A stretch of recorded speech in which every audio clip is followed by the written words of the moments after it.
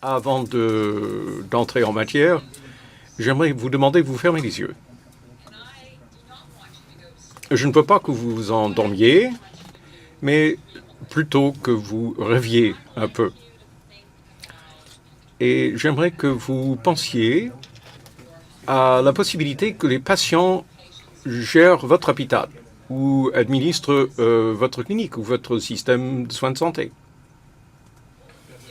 Qu'est-ce qui serait différent? Imaginez non seulement l'expérience des patients, si vous deviez être patient vous-même, mais imaginez ce que cela pourrait être pour vous en tant que fournisseur de soins. Si c'était les patients qui administraient votre hôpital. Et à quoi ça ressemblerait pour vous en tant que dirigeant, si c'était les patients qui étaient aux commandes? Quelle impression auriez-vous? Pas seulement ce qui serait différent dans votre travail de tous les jours, mais quelle serait la sensation? Quelle ambiance régnerait? Est-ce que ce serait difficile de faire cette transition entre la situation que vous connaissez aujourd'hui jusqu'à l'endroit auquel vous rêvez maintenant? Ou pourriez-vous trouver à l'intérieur de vous-même les choses qui vous ont amené là où vous êtes aujourd'hui, les raisons pour lesquelles vous vous êtes impliqué dans les soins de santé comme patient, comme dirigeant ou comme fournisseur?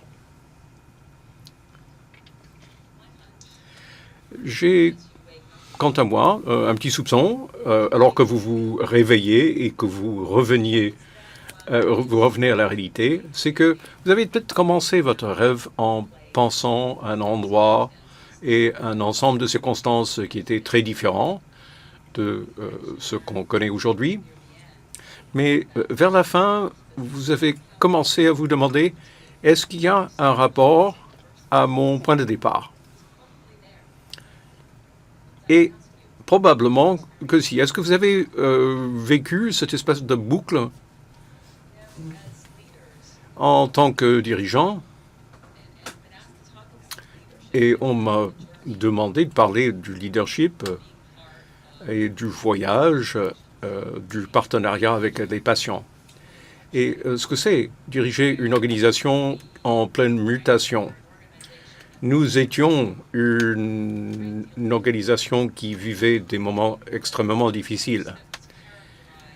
C'était un endroit caractérisé pas seulement par des problèmes visibles à l'extérieur, une situation financière plutôt mauvaise, de mauvais issues sur le plan de la santé, un mauvais moral.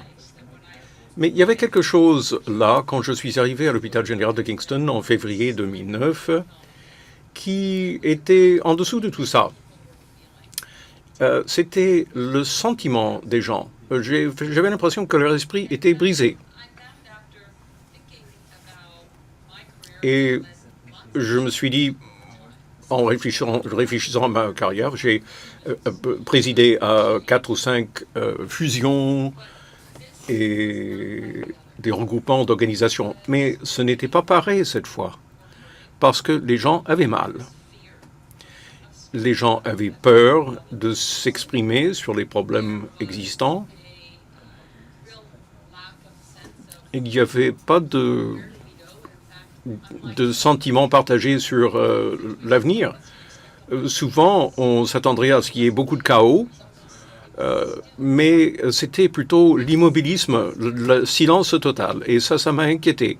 Ça m'a inquiété plus que ne m'aurait inquiété le chaos. Et en entreprenant mon voyage, moi, je savais comment régler des problèmes comptables. Je savais comment implanter des mesures d'efficacité. Je savais comment mobiliser les gens pour résoudre tout plein de problèmes tactiques et organisationnels. Mais je ne savais pas vraiment comment euh, libérer le potentiel des gens pour aller de l'avant. Parce que tout le monde trouvait que l'avenir redoutable. Et moi, je me suis dit, il ne faut pas que je ne me voie comme dirigeant agissant tout seul. Je ne peux pas me voir comme le chef d'équipe traditionnelle qui orchestre tout pour que tout le monde marche dans la même direction. Il fallait que je fasse beaucoup plus que ça. Il fallait que j'aille chercher le potentiel des autres, que j'aille toucher leurs rêves et leurs idées. Alors j'ai commencé à poser le genre de questions que je viens de vous poser. Qu'est-ce que ce serait si les patients administraient nos hôpitaux? Ce serait différent en quoi et pourquoi? Et pourquoi est-ce que les soins exceptionnels... En quoi ressemblent des soins exceptionnels? Décrivez une expérience que vous avez eue, pas ici nécessairement, mais ailleurs, où ça a été étonnant. Qu'est-ce qui est arrivé là? Et là, il s'agissait d'aller recueillir ces différents éléments et voir comment intégrer ces expériences pour faire quelque chose qu'on allait pouvoir reproduire jour après jour. Et puis là, il s'est produit un certain nombre de choses.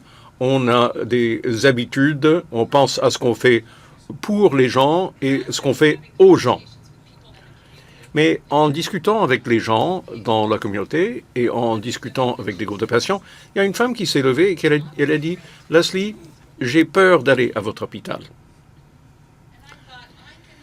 Et je me suis dit, bon, qu'on me dise que j'aime pas la bouffe, ça va. Ou que je me perds, ça c'est une chose. Mais avoir peur de venir à l'hôpital, ça, j'ai trouvé ça choquant.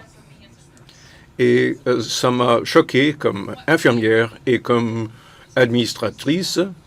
Et le pire, c'est que j'ai entendu dire la même chose de la part du personnel. Ils avaient peur de faire leur quart de travail parce qu'ils avaient peur de ne pas pouvoir donner le genre de soins qu'ils voulaient offrir et qu'ils pensaient devoir offrir parce qu'ils n'avaient pas les outils, ils n'avaient pas les soutiens dont ils avaient besoin. À chaque fois que quelqu'un arrivait avec une nouvelle idée, on leur ajoutait par-dessus les autres, mais personne ne lâchait les autres affaires qui étaient déjà convenues.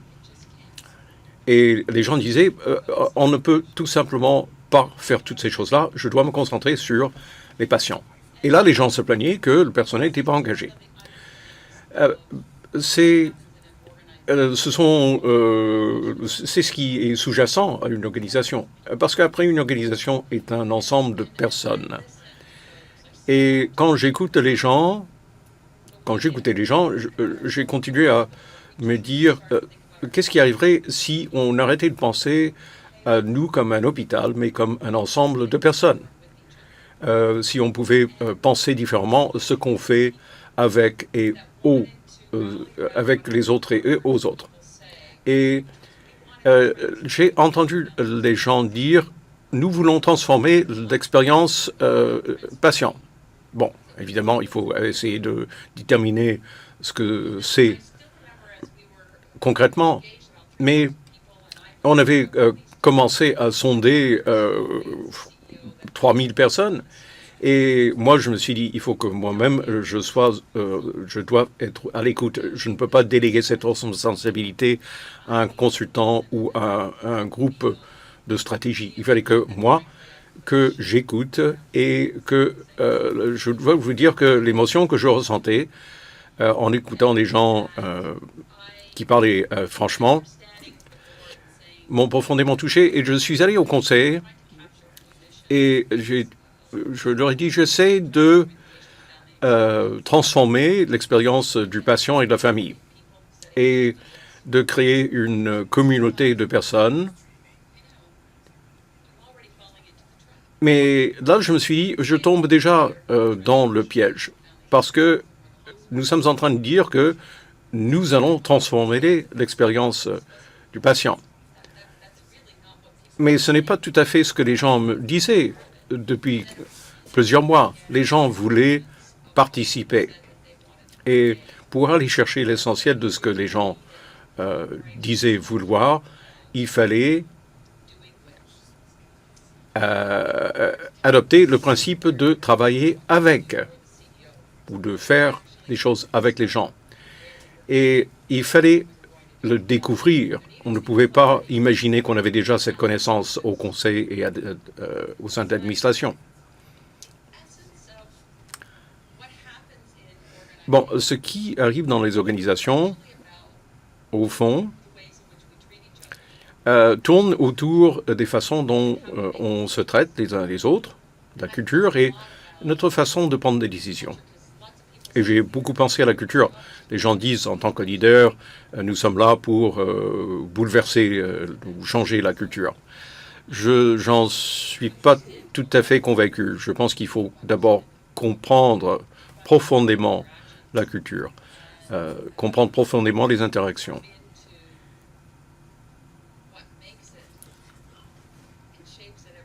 Et comprendre ce qui le façonne et l'alimente tous les jours.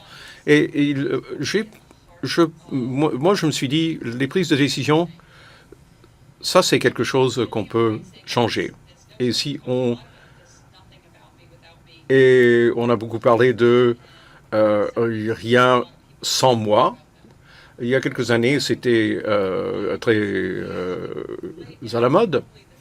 Et là, on s'est dit, mais ça ressemble à quoi concrètement? Et c'est peut-être là où on a planté un pieu important dans le sol, et c'était un point tournant. C'était l'engagement que toute décision prise au sein de notre organisation qui ait un impact matériel sur l'expérience des patients nécessiterait qu'un patient soit à la table. On ne savait pas du tout comment on allait y arriver. Et c'est un aspect d'ailleurs de notre histoire, parce qu'on savait où on voulait se rendre, à un endroit où les prises de décision, au jour le jour, au chevet du patient, dans les interactions entre les fournisseurs, les patients, les équipes et les familles. Rien qui me touche sans moi. Il fallait que le patient participe. Alors, on a créé tout un modèle de soins centré sur le patient et la famille. Ça, c'était le cœur. Et puis, au sein de l'organisation, on s'est dit, bon, quelles sont les décisions qu'on prend tous les jours? Et il y en a des milliers de décisions qui ont un impact sur l'expérience des patients.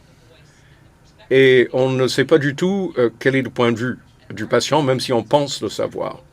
Et quand on a commencé à dialoguer là-dessus, quand on a invité les gens à la table, on a découvert beaucoup de choses qu'on ne savait pas avant. Et dans ce processus de découverte, on a invité des conseillers auprès des familles et des patients. On leur a fait participer à toutes sortes de choses, depuis l'embauche du personnel, jusqu'à siéger à nos comités de contrôle des infections, à participer à nos équipes de la haute direction. Et cette contribution a changé la nature des décisions prises. Et les gens ont commencé à se poser des questions.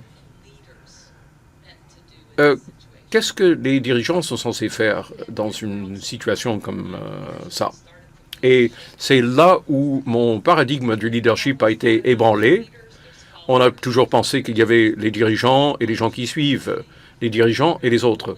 Moi, je crois que le rôle du dirigeant est de créer d'autres dirigeants. C'est ça l'essentiel de notre travail. Les leaders se mettent en relation avec eux et on développe des leaders, des professionnels et des spécialistes de la politique et tout ça. Mais notre travail consiste à développer d'autres leaders et par une constellation de collaboration. C'est ça, c'est là où la magie opère. Ça n'arrive pas de haut en bas ou du bas en haut, mais grâce à la connectivité dans ces nouveaux réseaux hyper connectés sur lesquels nous travaillons maintenant. Mais être un dirigeant dans ce genre de milieu est très différent de la vision antérieure du leadership. Et il y a une chose que je vous inviterai à faire. C'est, bon, peut-être on utilise d'autres termes parce que le langage évolue dans les soins centrés sur le patient, mais on a commencé à réfléchir à ce que les leaders peuvent faire pour développer d'autres leaders et élargir ce contexte, cet ensemble de conditions dans lesquelles le partenariat et le partage des décisions avec les patients peuvent se faire. Et il y a 4 éléments dans notre travail sur les soins centrés sur les patients. Ce n'est pas une grande théorie, il n'y a pas un énoncé, mais parce que nous expérimentons, et je vous invite à expérimenter vous aussi. D'abord, demain, vous êtes chez vous en tant que patient, comme consultant, conseiller, dirigeant. Qu'est-ce qui attire votre attention, votre curiosité par rapport à quelque chose que quelqu'un a fait qui a eu une incidence sur l'expérience du patient? Qu'est-ce qui est arrivé? Ah, c'est arrivé comment? Ah, c'est tellement bien. Ou, bon sang, j'espère que cela ne se reproduira pas. Allez chercher ce moment, parce que notre travail comme leader est entre autres d'identifier des occasions de raconter des histoires, parce que partager des histoires, c'est façonner la culture. Et si vous partagez des histoires et pas « je vous ai vu voir ceci et c'est mauvais et on va faire une évaluation là-dessus », mais si vous parlez de l'expérience, de quelque chose que vous avez observé, partagez les aspects positifs de la chose, cette occasion d'apprendre. C'est ça notre travail, partager des moments et partager des moments dans le moment. Et posez-vous la question à propos de la quantité de chiffres que vous recevez. Combien de personnes reçoivent des rapports avec des chiffres dedans tous les jours? Je suis sûr qu'il y a pas mal de mains qui devraient être levées. Moi, j'en reçois des millions et c'est épouvantable. Alors, nous, on a adopté le principe de personnalisation des chiffres, ce qui veut dire, littéralement, voir le patient, voir la personne dans les chiffres. Et on a appris ça auprès d'un patient qui était CGA, au comité de contrôle des patients. Un grand médecin a parlé de comment réduire les taux d'infection de 0,8% et de notre fierté et tout ça. Et il a dit combien de personnes sont venues à l'hôpital le mois dernier sans infection et sont parties avec une infection parce qu'ils l'ont attrapée à l'hôpital. Ça, c'est personnaliser les chiffres. Ça, c'est une maladie iatrogène acquise à l'hôpital. Et moi, je dis, on ne peut pas utiliser les chiffres sans les personnaliser. Moi, j'ai fixé ça comme norme et ça ne marche pas à tout coup, mais on essaie. Alors, personnaliser les chiffres. Posez-vous la question, est-ce que vous avez inclus un patient aujourd'hui? Si vous recevez un rapport, vous êtes sur le point de lancer un projet. Est-ce qu'on a inclus un patient? Peut-être pas la personne devant vous. Il y a toutes sortes de façons d'aller chercher la voix du patient. Mais est-ce que vous avez inclus le patient? Et la deuxième, une autre question que vous devez poser. Bon, avez-vous inclus un patient aujourd'hui? Il n'y a pas une situation dans laquelle on n'a pas trouvé que la participation du patient n'a pas ajouté de la valeur. Dans les examens d'incidents critiques, on peut en nommer des milliers de situations. Dans toutes ces situations-là, l'écoute du patient ajoute de la valeur. Hier, par exemple, je faisais ma tournée des services et on avait un patient à l'hôpital qui était potentiellement infecté par l'Ebola et tout le monde réagissait. Et lors de la séance de débriefage, j'ai dit qu'est-ce qui va se passer maintenant? Ah, on va faire un débriefage. Et c'était un membre de l'équipe. Et évidemment, on va demander aux patients d'y participer. Et là, je me suis dit, on a déplacé des montagnes parce que ça vient de quelqu'un du personnel. c'était naturel pour elle. Bien sûr, on allait inviter le patient pour faire l'évaluation de l'expérience. Je n'étais même pas obligé de poser la question « Avez-vous invité le patient ?» Mais il y a une question que je pose quand je fais mes tournées et dans le cadre d'une perspective de soins centrés sur le patient. Posez-vous la question et posez-le aux autres. Qu'est-ce que j'ai appris aujourd'hui en écoutant un patient? Nous surchargeons nos gestionnaires de tellement de tâches qui n'ajoutent pas de la valeur au rendement général ou aux soins exceptionnels. Mais si vous demandez aux gens qu'est-ce que j'ai appris d'un patient, et si je vous poserai la question comme ministre de la Santé ou comme chef de la direction d'un hôpital ou de chef des services infirmiers, si vous ne pouvez pas répondre à cette question, vous ne passez pas votre temps au bon endroit. C'est mon point de vue à moi. Alors, demandons-nous pas qu'est-ce que j'ai fait pour un patient ou à un patient aujourd'hui. Qu'est-ce que j'ai appris d'un patient aujourd'hui? À ce moment-là, on devient de véritables leaders. Et pour moi, c'est vraiment au centre de ce que nous sommes appelés à faire. Des dirigeants comme apprenants, et en tant qu'apprenants, nous allons aider à cultiver l'environnement et le contexte dans lequel on aura des soins exceptionnels. Caroline, vous avez montré une diapo, cette image de tous les patients et des animaux. Et j'ai regardé cette diversité et je me disais, bon, c'est quoi ma place dans tout cela? Peut-être mon rôle est d'aider à créer de l'énergie et à canaliser un peu les idées. Parce que nous sommes là pour créer des conditions dans lesquelles toutes les tâches s'accomplissent. Et je vous dirais qu'il n'y a pas de magie. N'attendez pas que votre responsable, votre supérieur, embarque dans votre projet. Pensez au leadership comme un système interconnecté. Et vous allez aider vos supérieurs à apprendre. Moi, je n'ai pas simplement imaginé que nous allions faire tout cela.